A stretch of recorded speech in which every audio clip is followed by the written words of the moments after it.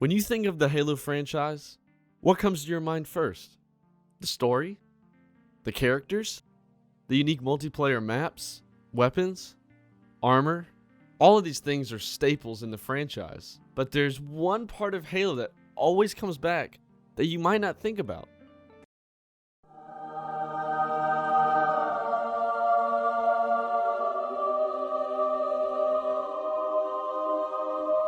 When you look back, every Halo game pretty much has a cone. There are a few exceptions to the rule, however. Halo CE does not have any to my knowledge. I walked around the maw for about 20 minutes and I couldn't find any. I figured that was the only level that would actually have a street cone in it. And Halo 2. Halo 2 has cones, but they look a lot different than the cone that we're used to. The iconic cone that we can all recognize started in Halo 3. That same cone appears in Halo Reach, Halo 4, and even Destiny 2. They even realized their mistake and went back into Halo 2 Anniversary and updated the cone model. The Halo cone is so iconic that it even has its own emblem. Anyway, I think I've made my point. Now you're probably wondering, why is the cone so important to you? Why bring it up now? It's just a street cone. Well, after thinking about it and driving through the same dang construction zone every day, I thought to myself, is the Halo cone even good? It's this tiny little cone that doesn't really scream traffic safety. And there are plenty of other cones that exist within Halo that I think might do a better job. So today we're going to contrast and compare all the cones within the Halo franchise and determine which is the safest, the most well-designed, and definitively say which cone is the best cone. Let's get into it. So now that we've defined our cones, let's figure out what makes a good cone. In the basic usage guidelines section on Reliable Paving Incorporated, it says that cones must be orange and made of a material that can be struck by a car without causing major damage to the vehicle. Daytime and low speed areas must use cones at least 18 inches high.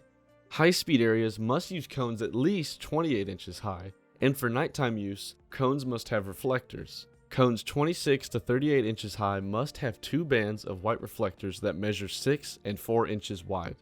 They also must be heavy or stable enough to withstand traffic and weather conditions.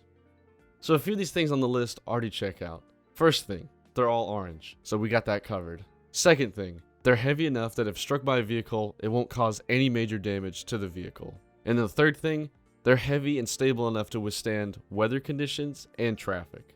So now that we got those things out of the way, let's tackle the next few things on this list. And the first I'd like to tackle is all the cones' height. Now measuring things in Halo can be challenging at times, just because there's so many different games and some use very different engines from the last one. But there are a few things that remain consistent throughout all the games. One of those things is that Master Chief is always 7 feet tall. So what I did is I made a digital ruler that is based on Chief. I made sure it lined up exactly with Chief's feet and head, and then used that to measure the cone next to him. So actually what I found was that the Halo 3 cone and the Halo Reach cone are 30 inches tall, and that the Halo 4 cone and H2A cone are 32 inches tall. So although I did combine them because they're practically the same, they actually are slightly different, which I found very fascinating. I will still keep them in the same category, however, because their differences are so subtle. So for the next cone, the Halo 2 cone, we did the same thing with a slight twist. So we had some issues trying to measure the cone in the campaign. But luckily, the Halo 2 multiplayer Spartan is pretty much a carbon copy of Master Chief. So we went on headlong, moved the cone up to an area that was clear and measurable, and my friend Caleb stood next to it, and we did the same exact thing by creating a ruler out of the Spartan. These results surprised me as well because the Halo 2 cone is 42 inches tall. That is the second tallest cone out of this whole batch, which very much surprised me. Now the last two cones, the Halo 5 cones, were very easy. Within Halo 5 Forge mode, the dimensions for each object are listed right next to it. And these units convert to feet. So the first cone, the short cone, says it's 2 by 2, which means it's 2 feet by 2 feet. And the taller cone is 2 by 4, or 2 feet by 4 feet. So this comes out to 24 inches and 48 inches tall. So now that we have our sizes for all of the cones, let's look at the final aspect of a good cone. Reflectors. If we check back with our guidelines, cones 26 to 38 inches high must have two bands of white reflectors that measure 6 and 4 inches wide. And this is where I get worried. I really wanted the classic Halo cone to do well, but sadly, this is where I have to put it on the chopping block. It's 30 and 32 inches, which is far within regulation, but there's no reflector to be seen on it. So we've answered the question. The cone isn't good. I don't feel so good. Although this is very tragic news, we still have another question to attend to. Which cone is definitively the best? And that question, unfortunately, is much harder to solve.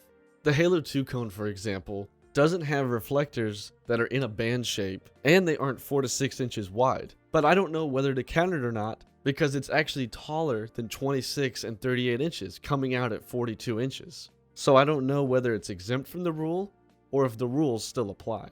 Same goes with the tall Halo 5 cone. It's 48 inches, 10 inches above the regulation, but its reflectors are perfect. They're both 4 and 6 inches. But once again, I don't know if that's a bad thing because of how tall it is. And then the small cone that's in Halo 5, 24 inches, is below the threshold, but it still has reflectors. Of course, it's not perfect either. It only has one 4-inch reflector and the other is 3 inches. So this is where I think we need a sort of a tiebreaker. You see, these regulations that I've been reviewing are from the US, but maybe we have it wrong. In the US, for every 100,000 deaths, 10.92 of those are from car accidents. So I'm thinking maybe we don't have the best judgment in terms of road safety. But when you look at a country like Sweden, they have a low death rate. It's only 2.31 deaths for every 100,000. So what I'm going to do is to settle the score, I'm going to fly down into Sweden using Google Earth to find out what types of cones they use. Alright, here we go. Clicking down to Europe here. Oh, the Earth's turning super weird right now. Alright, it's Poland, Sweden. I'm expecting to see a lot of IKEAs and beautiful people. I'll try not to be distracted by those things. Alright, let's drop this icon right next to the highway and let's see if we can find some good cones. The heck? Well, there's a cone. But that's not really on the street. That's not really what I'm looking for. It's like a maintenance cone. Up here we go. Let's go place it near this highway. This looks like it's under construction. This is the moment of truth. Slowly make my way up here. There it is. Our street. Wait a minute. That can't be right. No. Hold on. Let's go somewhere else. Are you kidding me? Oh, there's more of them. Come on, really? There's got to be a cone somewhere. Are you? Oh my gosh. Well, I guess none of the cones in Halo are good. Hey, what's up, meatballs? Yeti here again. I hope you guys enjoyed this video. Now, this is a lot different than my normal content, but I just felt very inspired to make this. Don't ask how or why, but I did. If you enjoyed it, please subscribe and hit the like button. Appreciate y'all and love y'all, and I'll see you next week.